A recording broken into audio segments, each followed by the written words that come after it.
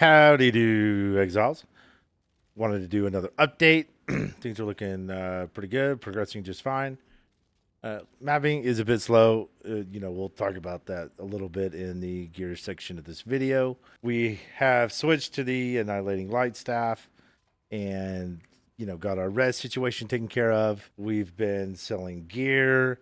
I've actually made a surprising amount of chaos selling blueprints from smugglers' caches that I opened. Kind of the hero of the early league for me was doing that. I got lucky with like quite a bit of blueprints that we were able to sell like almost instantaneously. Expedition has been good. We've had zero issues farming any type of expedition that's come our way. We're pretty much tier 10 at the moment. We're going to be moving into reds here pretty soon. You'll see this little mechanic here. I don't typically do Gwenin, but since we were recording this video, I thought it prudent to show off the build a little bit, at least while like what it's capable of while you're gearing during mapping. I think I've pretty much throw the gambit at this one. Defenses feel immensely better than what they were, but that is also partly due to the fact that we've got our Uber Lab done, we've got the Annihilating Staff on, and we're doing a lot more damage. Triple, double, close to triple, as a matter of fact. And that's just, the Annihilating Staff is amazing. It is one of my favorite weapons in the game. It's probably the best staff in the game currently. For any self-casting spell build, it's just really hard to beat. And the detriment that you get is just so easily overcome. It's almost crazy not to use it. Now, a little bit about the mechanic. It's still pretty rippy, but once you get your chaos res going when you're getting into the end game, I would just be careful of chaos mobs. And they're very easy to spot in the mechanic, especially if you see yourself picking up purple dots.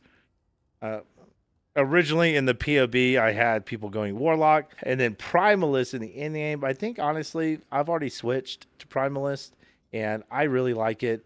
We've got some amazing charms already, and I've just been farming in, like, Act 9 trying to get the quest done. So you'll see some of that in the gearing section after this video. And just be careful in Wildwood. My recommendation to you is, always be moving. ABM, always be moving. And watch out for gas mobs. If you're doing a prog map, like a progression map, don't do the mechanic. I don't. If you're doing a map that you've already progged, then I'll absolutely do the mechanic. So, just be smart about it, If you're close to a level, get the level first. It's pretty, it seems like common sense to me. So with that said, I'm going to cut it here and we're going to get into an update on the actual character, the gearing, Atlas passive, all that good stuff. So I'll see you guys in 1 second. That was an awful snap. Oh my gosh, that's better. So as far as our gear goes, we are level 87. We have like a 45-50% speed modifier, and I'll explain to you why we have that. I've only done a handful of upgrades. We got a 6-link. This was like super cheap. I got a new helmet, like 10 chaos. Not even 10 chaos. This was like 5 chaos. And this was like 30 chaos, I believe. Found this on the ground. Also found this on the ground. Bought this for 5 chaos. This was 1 chaos.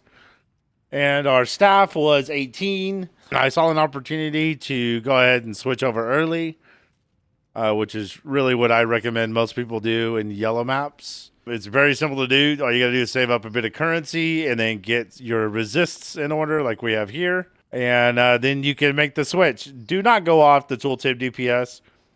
The tooltip DPS is wildly inaccurate. Just wildly inaccurate. It is a massive boost to your damage. Now, that's my gear. Things are progressing nicely. Map progression is a bit slow. bit slow for whatever reason. We are moving into tier 10s, and you know, I don't really see any reason why we shouldn't be in reds by tomorrow. I do have Monday off, so I will be playing and continuing to farm. Probably around tier 10, I'm probably going to focus a bit on doing some rock stuff and kind of farming for currency for that so I can start doing some crafting.